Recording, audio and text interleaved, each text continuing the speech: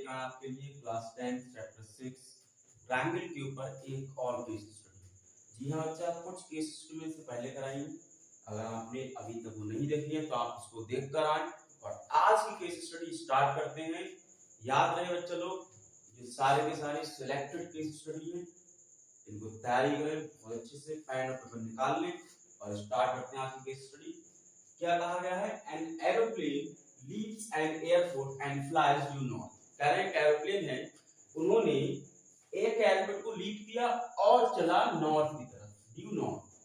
ठीक है बच्चा, आगे फिर at a speed of 1200 kilometre per hour. तो जो नॉर्थ की तरफ गया है उसकी स्पीड है 1200 किलोमीटर पर आवर। ठीक है बच्चा। At the same time another airplane leaves the same station. कह रहे हैं उसी समय एक नया एयरप्लेन द्वारा लीव हुआ उसी समय उसी स्टेशन से। फ्लाइज ड्यू वेस्ट, जो कि वेस्ट की तरफ गया at a speed of 1500 kilometre per hour. ऐसे हम लोग यहां दिखाया गया, अपनी जिससे करते हुए ये क्या चीज है। After 1.5 hour both airplanes reaches at points P and Q respectively। तो कह रहे हैं 1.5 घंटे के बाद वो दोनों एरोप्लेन्स P और Q पर पहुंच गए। मतलब क्या हुआ कहने का कि वेस्ट ईस्ट नॉर्थ साउथ ये डायरेक्शन दी गई आपको। वो स्टेशन रहा होगा जहां से दोनों एरोप्लेन ने स्टार्ट किया था। O से P वाला नॉर्थ की तरफ चला गया, O से Q वाला वेस्ट की तरफ। ठीक है बच्चा, बात समझ में मेरी? अब ये बता रहा है ये जो एरोप्लेन है P का, ये एरोप्लेन है Q का। ठीक है बच्चा, थोड़ा एडजस्ट करें, एरोप्लेन तो अच्छी नहीं हो रही। तो हमसे बोला गया है कि जो P तरफ गया था उसने आंसर द फॉलोइंग। अब इनको आंसर करना है। पहला पॉइंट है distance travelled bye aeroplane towards north. Distance जो एरोप्लेन ने ट्रैवल करी किधर? नॉर्थ की तरफ, टुवर्ड्स नॉर्थ। बात समझो मेरी, नॉर्थ की तरफ जाने वाले एरोप्लेन ने क्या डिस्टेंस ट्रैवल करी? आया सम क्वेश्चन? देखो अच्छा, distance equals to speed into time. North तरफ जाने वाले की स्पीड क्या थी? नॉर्थ तरफ जो भी गया था उस स्पीड से गया था 1200 किलोमीटर पर आवर। टाइम कितना लिया बच्चा उसने? 1.5 hour। 1.5 यानी कि 3/2। देखो 2 बन गया 2 और प्लस 3। आई बात समझ?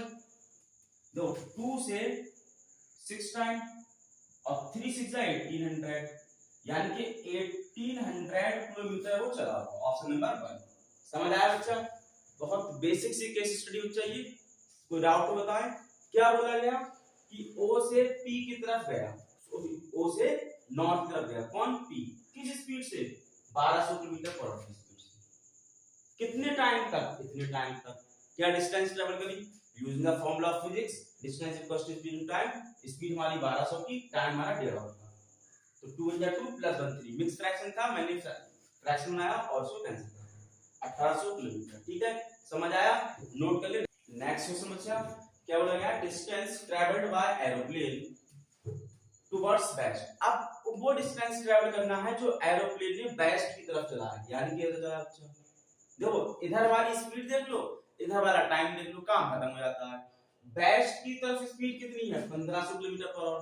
टाइम कितना हुआ? 1.5 hour का। टाइम में ही है 1.5 hour। स्पीड बदली बेटा इस बार।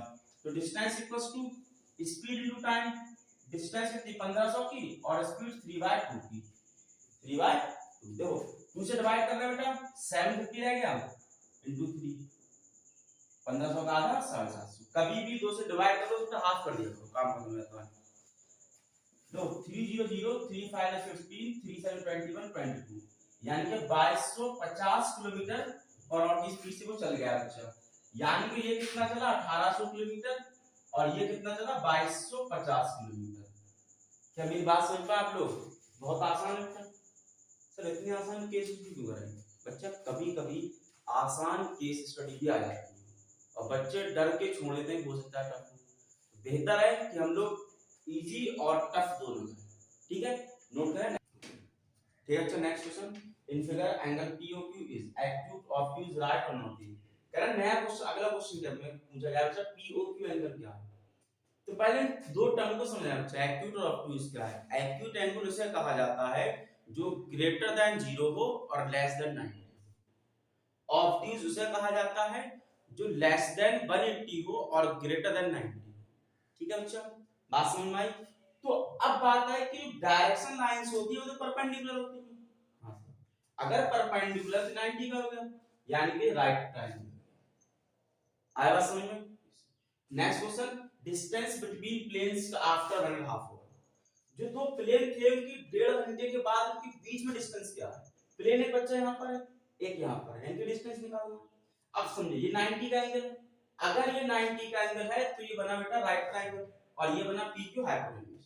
तो हम हाइपोटेन्यूज फाइंड करते हैं, हमारा काम खत्म हो जाएगा। तो using Pythagoras theorem we can write base का स्क्वायर प्लस परपेंडिकुलर का स्क्वायर इक्वल हाइपोटेन्यूज का स्क्वायर। बेस क्या बच्चे देखें 2250 2250 का स्क्वायर प्लस परपेंडिकुलर क्या बेटा 1800 का स्क्वायर इक्वल हाइपोटेन्यूज। देखो इसका तो हो जा रहा है 32400 के साथ कोई 4 टाइम नहीं रहेंगे, जितने जीरो उसका डबल कर दिया करो। इसको निकालना 225 का निकाल लेना बच्चा।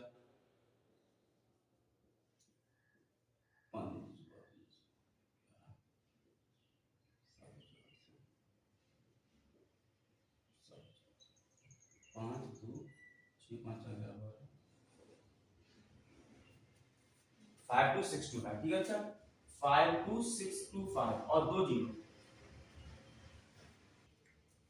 आया समझ। इसका इतना हो गया और इसका इतना। अब इसको बेटा हमने स्क्वायर रूट बना दिया, ठीक है याद रखें। इसके बाद सॉल्व कर लेना, आसानी से सॉल्व हो जाए, दोनों को ऐड कर रूट बना देना, आंसर शायद दिया आएगा, नोट कर। ठीक है अच्छा, लास्ट क्वेश्चन क्या बोला गया है, एरिया ऑफ ट्रायंगल पीओक्यू। पीओक्यू का ट्रायंगल का एरिया क्या होगा बच्चा। पीओक्यू कैसा ट्रायंगल है, राइट ट्रायंगल। अगर राइट ट्रायंगल है तो half base into height use करते हैं, ठीक है। तो area of triangle half base into height. बेटा बेस क्या बना 2250 इनटू हाइट 1800, इससे काट दो 900 कट गया बच्चा, ठीक है। तो 3 जीरो तो हो गए, 9 5 जा 45 कैरी 4, 9 2 जा 18 और 4 8 22 का 2 कैरी 2, 9 2 जा 18 और 2 20, तो 20 25 ट्रिपल 20 25 ट्रिपल किलोमीटर स्क्वायर सारे विषय में। ठीक है बच्चा, समझ आया क्वेश्चन, कोई प्रॉब्लम किसी को। अगली केस स्टडी करते हैं, इसको लो।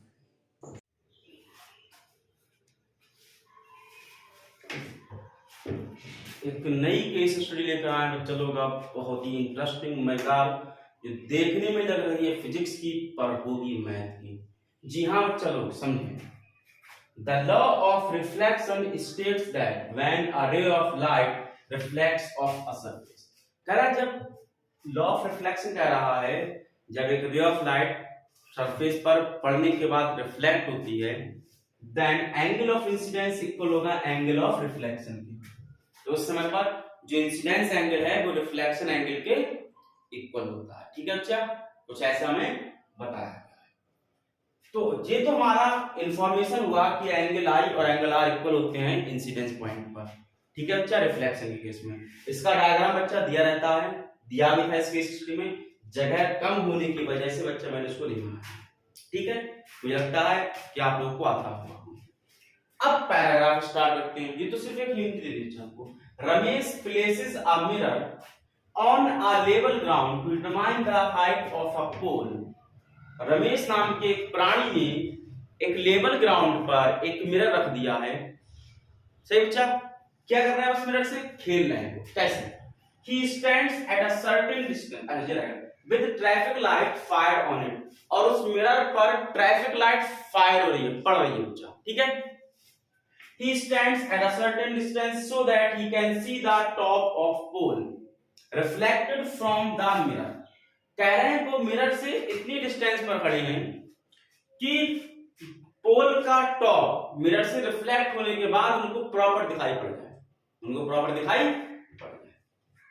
अब ये कह रहे हैं Ramesh eye level is 1.5 metre above the ground. Ramesh का जो आई लेवल है वो ग्राउंड से 1.5 पर है। सपोज मैं रमेश बच्चा, फिर आई लेवल की है, तो मेरा जो आई लेवल है वो ग्राउंड के साथ 1.5 मीटर की हाइट पर है। यानी कि this is the height of CD because CD is Ramesh and AB is pole, और ये लोकेशन जो बच्चा छोटी सी ये है मिरर, इसमें M नाम दिया। ठीक है बच्चा, यहाँ तक बात समझ में आ रही है? कोई प्रॉब्लम आता है किसी को? The distance of Ramesh and pole from the mirror are 1.8 and 6 meter respectively. कह रहा है पोल से मिरर की डिस्टेंस और मिरर से रमेश की डिस्टेंस डिफाइन कर दी गई है। जो मिरर से रमेश की डिस्टेंस है 1.8 की, पोल से मिरर की डिस्टेंस कितनी बेटा? 6 मीटर। क्या इतनी बात समझ में आई? एक ऐसी केस स्टडी जो बेस्ड है रिफ्लेक्शन ऑफ लाइट पर। ठीक है बच्चा, उस केस स्टडी में हमसे कहा गया है एक पैराग्राफ देके कि भैया पहला क्वेश्चन करो, which criterion of similarity is applicable to similar triangle। कह रहा इन ट्रायंगल को सिमिलर करने के लिए कौन सी क्राइटेरिया यूज की गई है? बच्चा इसको करने के दो मेथड हैं। जी हाँ, नंबर 1 हमेशा सिमिलर करते हैं। हमेशा याद रखें कि अगर ये परपेंडिकुलर नहीं लग रहा है तब भी समझे बच्चा कि पोल हमेशा ग्राउंड के साथ 90 के एंगल पर होता है। कभी भी पोल को ऐसे देखा है या ऐसे देखा है? हमेशा सर ऐसे देखा होगा, सर ऐसे देखा है। तो यानी कि दिस इज 90 एंड कभी भैया रमेश भाई 90 के बिना खड़े हो सकते हैं, कभी आप ऐसे खड़े हो सकते हो गिरने के बजाय। एक बैलेंस पोजीशन के लिए बच्चा 90 पर खड़ा होना मस्ट होता है, means that this is also 90। यानी कि एक ट्रायंगल में 2 90 के, एक ट्रायंगल में 2 90 के। ठीक है बच्चा? हाँ सर ठीक है। अब जरा ध्यान दें बच्चा, क्या ये एंगल इस एंगल के इक्वल होगा? सर आप कैसे कह सकते हैं? बच्चा ध्यान देना, बहुत ध्यान देना। ये लेवल ग्राउंड, ये नॉर्मल, ये रिफ्लेक्टेड, ये इंसिडेंट। अगर ये आई का है और ये आई का है तो ध्यान दे बच्चा ये कितना होगा? देखो ये पूरा 90 का होगा नॉर्मल से। अगर पूरा 90 का है तो ये 90 माइनस आई का होगा। सर बहुत छोटा बना, ये बड़ा बना, चलो बड़ा बना, चिंता ना करें। ये ग्राउंड, नॉर्मल, रे, आई पर गई, आई पर। बच्चा पूरा तो 90 का होगा, नॉर्मल का मतलब ये क्या 90 डिग्री? हाँ सर 90 डिग्री। तो अगर ये आई का है तो 90 माइनस आई का। बात समझ पाए? सिमिलरली अगर ये आई का तो ये 90 माइनस आई का। बात पल्ले पड़ी? हाँ सर। अगर ऐसे भी नहीं समझ पाते हैं तो एक बहुत आसान तरीका, क्या बच्चा ये है नॉर्मल लाइन, ये लाइन ये वाली आई MD, और ये एक लाइन आई और ये एक लाइन आई। जरा ध्यान से देखें, क्या ये एंगल इस एंगल के इक्वल होगा? कैसे होगा देखें। क्या ये पैरेलल होंगे? बिल्कुल होंगे sir. Perpendicular perpendicular both are parallel. जब पैरेलल है Z बन रहा है और जहां Z बनता है वहां पर अल्टरनेट इंटीरियर एंगल्स होते हैं। बात समझ में बच्चा मेरी? जी हाँ सर। ये एंगल इक्वल, मतलब एंगल और एंगल इक्वल। अगर एंगल और एंगल इक्वल मिलते हैं तो डबल ए या ट्रिपल ए, और डबल ए या ट्रिपल ए। क्या डबल ए है? नहीं। डबल ए तो है साइड के साथ तो एडजस्ट ही नहीं करता है। साइड एंगल साइड एडजस्ट करता है, कभी एंगल साइड एंगल एडजस्ट नहीं करता है। ये तो हो ही नहीं सकता हमने एंगल निकाले। तो भैया ये वाले हमारे छुपे हुए आंसर थे, जो बड़ा छुप के एंड में बैठे थे, उनको हमने ढूंढ लिया। मजा आ रहा है भैया? ओहो अभी और मजा आएगा बच्चा। मैथ इतनी आसान कर दूंगा कि आप मैथ से डरना भूल जाएंगे, मेरा वादा। बस बने रहे साथ में, अपना प्यार देते रहें और अगला क्वेश्चन लगवाते रहें। क्या कह रहे हैं? What is the height of pole? Pole की हाइट क्या है? पोल कौन सा बच्चा है? इसकी हाइट पूछना है सर। क्या ट्रायंगल सिमिलर है? बिल्कुल सिमिलर है, हमने कहा।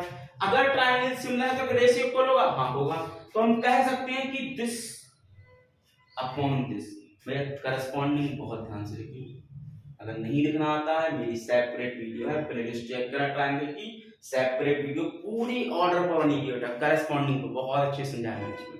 हाँ अदरवाइज देखें AB upon CD what this upon this, यानी कि BM अपॉन BM। बच्चा मेरी बात समझ पाए? बट साइड सर ये क्यों ना लूं? बेटा मुझे पता ही नहीं है क्या है, मैं क्यों लूं? मुझे जो पता है मैं तो बोलूंगा, वो आसान होगा। AB निकालना बच्चा, देखो नारे पड़ रहा है यहाँ लिख दीजिए। ए बी कितना बच्चा निकालना है, सी डी कितना है, सी डी 1.5 का, बी एम कितना है 6 का, और डी एम कितने हैं, देखो इसको ले चलो मल्टीप्लाई में, यानी कि A B equal 6 into 1.5 by 1.8, point से पॉइंट, ठीक है। 6 3 जा 18, 3 5 जा 15, यानी कि 5 बचा, यानी कि 5। समझ आया? डिवाइड में लेकर बेटा, सॉरी डिवाइड में मल्टीप्लाई में लेकर पॉइंट से पॉइंट कैंसिल कर दिया, 6 से 18 3 बार गया, 3 से 15 5 टाइम्स गया। मजा आया? कोई दिक्कत किसी को? नोट करें, अगला क्वेश्चन करते हैं। नेक्स्ट क्वेश्चन बच्चा, if angle of incidence is I, अगर एंगल ऑफ इंसिडेंस आई है वो तो था, देन tan i क्या होगा बच्चा? tan i कैसे निकालेंगे? tan i निकालने के लिए परपेंडिकुलर और बेस का पता होना जरूरी है, ठीक है बच्चा, जरा ध्यान दीजिए। लेकिन i तो इस ट्रायंगल के बाहर है सर, इसके भी बाहर है, इसके भी बाहर है, तो कैसे ही करके पहले तो i के लगाने तो थप्पड़, ताकि वो ट्रायंगल के अंदर आ सके। कि तेरी औकात क्या हुई तो बाहर गया, ठीक सर, थप्पड़ लगाएं लगा दें। अभी बताया भैया ये लाइन और ये लाइन पैरेलल है, तो ये एंगल और ये एंगल इक्वल होगा। अगर ये आई है तो ये भी आई होगा, जी सर बिल्कुल आई होगा। अगर ऐसा है तो इस ट्रायंगल को निकालो बाहर, ऐसे करके लिख लो कि ये 1.8 है, ये 1.5 है, ये है आई और ये है 90 के, तो tan i क्या बनेगा? परपेंडिकुलर अपॉन बेस, ठीक है बच्चा। क्या बोला मैंने? अगर ये और ये पैरेलल है तो आई क्या बनेगा? ये वाला आई बन जाता है। अल्टरनेट इंटीरियर एंगल की हेल्प से मैंने ट्रायंगल निकाले बाहर, अब आई एंगल क्लियर लिख रहा हूं। बच्चा पढ़ा है 90 में तो ट्रायंगल में कि इसके सामने वाला हमेशा परपेंडिकुलर और ये वाला बेस होता है, क्योंकि 90 के सामने वाला हमेशा हाइपोटेन्यूज फिक्स है। बात समझ में आई मेरी? जी सर। तो tan क्या होता है? Perpendicular upon base, perpendicular upon base. Perpendicular कितना बना? ये 1.8 का और बेस 1.5 का, पॉइंट से पॉइंट हट गया, 3 6 18, 3 5 15, यानी कि 6/5 हमारे tan i है। बात समझ आई? क्या लगाया मैंने? ट्रिग्मेट उठा लिया, ठीक है, नोट कर ले। नेक्स्ट क्वेश्चन, ठीक है अच्छा। Next question, now Ramesh move behind such that distance between pole and Ramesh is 30 meter. कह रहे हैं अब रमेश पीछे हट गया, और कितना पीछे हटा? इतना कि उनके बीच की डिस्टेंस 13 मीटर हो जाए। किसके? रमेश के और पोल की। तो बच्चा मैंने डायग्राम दोबारा बनाना इसका। ये कौन थे? ए बी नाम के पोल थे, और सी डी नाम के कौन थे? रमेश थे। यहां मान लिया बीच में कोई मिरर रखा हुआ है एम लोकेशन पर, कहानी वही है, ये आई बना हुआ है, ये आई। अब बस इतना हो गया कि इनके और इनके बीच की डिस्टेंस 13 मीटर की होगी। समझ गए बच्चा? Now Ramesh moved behind such that distance between pole and Ramesh 30 meter. He placed mirror between him and pole. पोल और मिरर के बीच में मिरर रख दिया है, पोल और रमेश के बीच मिरर रख दिया। अब कह रहे हैं to see the reflection of light in right position, ताकि रिफ्लेक्शन ऑफ लाइट सही सलामत दिख सके। What is the distance between mirror and Ramesh? तो कह रहा है मिरर और रमेश के बीच का डिस्टेंस होगी। तो मिरर ये है, रमेश ये है, यानी कि डिस्टेंस ये निकालनी है और ये पूरी मत ली, ठीक है। तो let's say this x and this one कितनी होगी फिर? ठीक है अच्छा। तो अगर ये x है तो ये 13 - x होगी। तो हमारा काम क्या है बेटा? x फाइंड करना। आई बात समझ? क्या बोला यार कि रमेश अब पीछे हट गए, कितना पीछे हटे कि इनके बीच की डिस्टेंस 13 मीटर की रहे। तो कह रहे हैं रमेश की मिरर से डिस्टेंस क्या है? लेट्स से x है तो यानी 13 - x है। तो we have to find now x। कैसे फाइंड करते हैं बच्चा? बहुत आसान तरीका हमारे पास कि हमें पता भैया ट्रायंगल सिमिलर है। अगर ट्रायंगल सिमिलर है तो AB अपॉन CD जो होगा वो BM अपॉन DM के इक्वल होगा। AB upon CD, BM upon DM। AB कहां ही लगानी? हां सर। AB कितना सर? अभी बताया पोल 5 का आया था, CD 1.5 का। सर वो सेम रहेंगे? जी सर बिल्कुल सेम रहेंगे, क्योंकि ना पोल की हाइट बदल रही है ना मिरर की, उससे रमेश की हाइट बदल रही है, वो तो फिक्स है। डिस्टेंस बदली भी छोड़ी मैंने कही ना। bm कितना बच्चा, bm है 13 माइनस x और dm कितने बच्चा x। देखो पॉइंट का 0 बढ़ा लेंगे, 5 3 जा 5 10, तो x की यहाँ 10 से मल्टीप्लाई और 3 की वहां 13 से मल्टीप्लाई, यानी कि ये होने वाला है 10x और ये 3 टाइम्स 13 माइनस x। थोड़ा फॉर्म छोटा है बच्चा एडजस्ट करें। 10x equal 39 minus 3x, 3x multiply करें दोनों से, माइनस 3x कर प्लस में आया हो गया 13x, आया समझ, ठीक इक्वल 39, 13 3 जा 39, यानी कि x आया 3 मीटर का। यहां दिखाई पड़ रहा है बच्चा, यहां दिखाई ना पड़ तो यहां लिखिए 13x इक्वल कितने के बेटा 39 के, 13 3 जा 39, तो x कितना है बेटा 3 मीटर। ऑप्शन मैच करें, x क्या है 3 मीटर। कोई दिक्कत किसी को, नोट कर लिए। लास्ट बच्चा लास्ट क्वेश्चन इस केस स्टडी का क्या बोला गया है, what is the distance between mirror and pole. अब कह रहे हैं मिरर और पोल के बीच का डिस्टेंस है। बच्चा मिरर और पोल के बीच 13 माइनस एक्स है, और अभी हमने फाइंड किया कि x कितना है 3 का है, 13 माइनस 3 विच इज व्हाट 10। बात नहीं समझ पाए कि अभी मैंने बताया कि x मेरा 3 का आया है, जो कि डिस्टेंस थी मिरर और पोल के बीच की, और ये थी पोल और मिरर के बीच की, जो 13 माइनस एक्स थी। x कितने का 3 का, 13 माइनस 3 क्या व्हाट 10। ठीक है बच्चा, समझ आए वीडियो, कोई डाउट है कमेंट बॉक्स पे आराम जानते हैं। ठीक है बच्चा, नेक्स्ट केस स्टडी।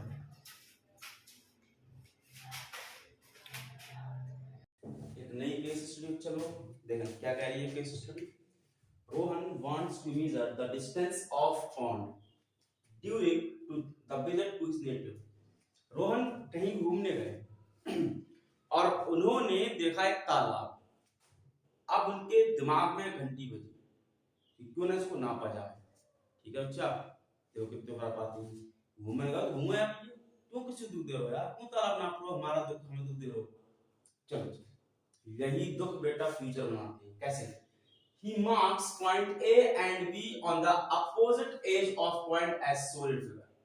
कह रहे हैं इसने A और B दो मार्क किए अपोजिट एजेस पर, A यहां कर दिया B यहां कर दिया, सॉरी यहां कर दिया, ये पॉइंट है, A यहां कर दिया और B यहां कर दिया। ठीक है अच्छा, आगे कहा गया to find distance between points he makes a right angle triangle using rule।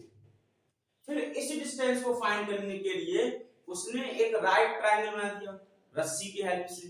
कैसे, using rope connecting B with another point C, B को कनेक्ट कर दिया C से, are a distance of 12 meter, जो कि 12 मीटर डिस्टेंस पर था।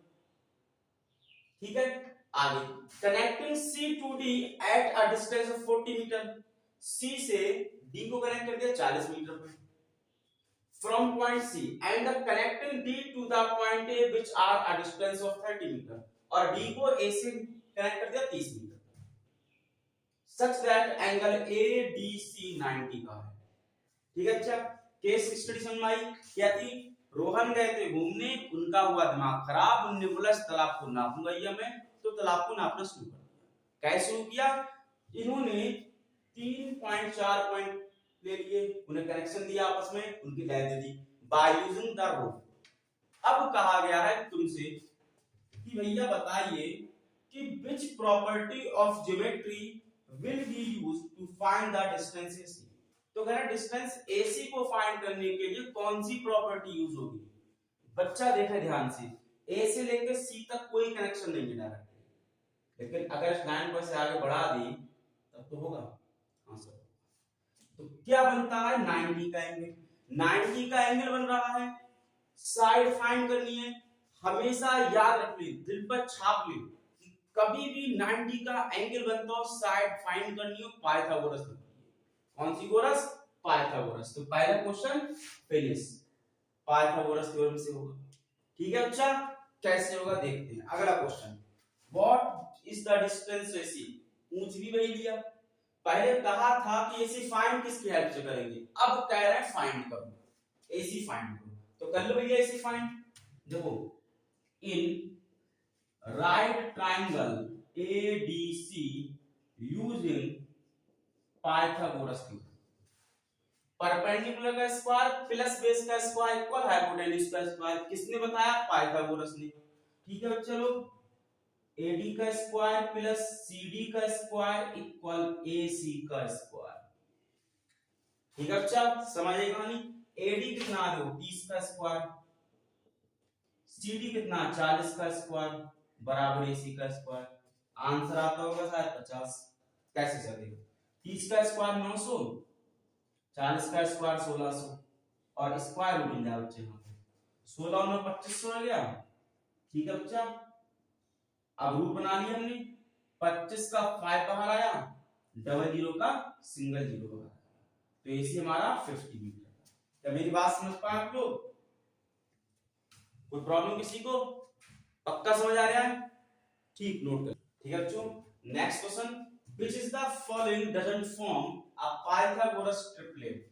कह रहे हैं कौन सा भैया पाइथागोरस ट्रिपलेट नहीं बना रहा है? तो सिंपल सी कहानी है बच्चा लोग कि हाइपोटेन्यूज का स्क्वायर इक्वल्स टू बेस का स्क्वायर प्लस परपेंडिकुलर का स्क्वायर। जो इसको फॉलो करेगा वो पाइथागोरस ट्रिपलेट बनाएगा, अदरवाइज नहीं बनाएगा। तो इतना तो कराया होगा भैया आप लोगों ने कि इतनी चीजें तो पाइथागोरस बनाती है।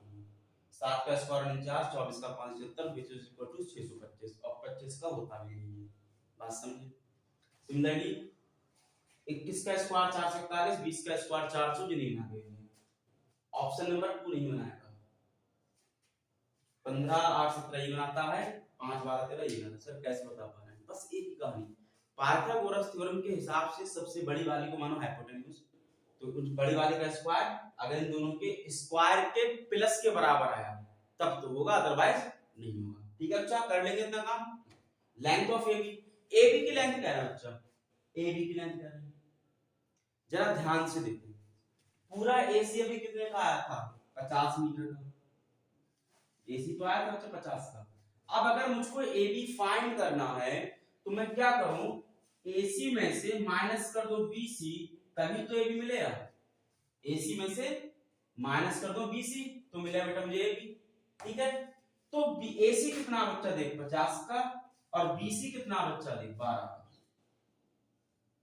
कितना मिल गया? 38 मीटर। देखो कौन सा ऑप्शन? 38 38 30 12 50 100 नहीं दिया तो नन ऑफ दीज। ठीक है बच्चा, ऑप्शन नहीं दिया है। याद रखें नन ऑफ दीज भी आंसर आते हैं कि बच्चा कहता है सर ये तो हो नहीं सकता, हमने की गलत कर दिया। बेटा अगर अपना कॉन्सेप्ट पावरफुल है तो कोई भी दुनिया की ताकत आपके आंसर को गलत नहीं कर सकती। ठीक है, मजा आ रहा है? आज बहुत ही बेसिक बेसिक केस स्टडी है, मैंने कोई टफ नहीं है, सिर्फ इसलिए लास्ट वीडियो की केस स्टडी बड़ा इंटरेस्टिंग टफ थी। कहीं आप समझे नाजिम सर ने टफ कराई, टफ ही आएंगी, आसान भी आती है। देखें, find length of rope use. क्या है लेंथ? क्या है रोप की? रोप कहां यूज करी बच्चा उसने? ए से लेके ए तक या ए से लेके बी तक? पढ़ ली। उसने क्या बोला? ए से लेके बी तक तो बच्चा क्या है उसके पास? तालाब है। तो रस्सी यहां यूज करी, यहां यूज करी, यहां यूज करी, सिर्फ 3 जगह पर। तो इन तीनों का प्लस कर ली व्हाट? Length of rope. यानी कि 30 और 40 70 और 12 82, यानी कि इसका आंसर हो जाता है लेंथ ऑफ रोप का आंसर हो जाएगा क्या? अरे इसमें भी 82 दिया है आंसर। ठीक है, समझ आया? अच्छा कोई डाउट? नोट कर लें।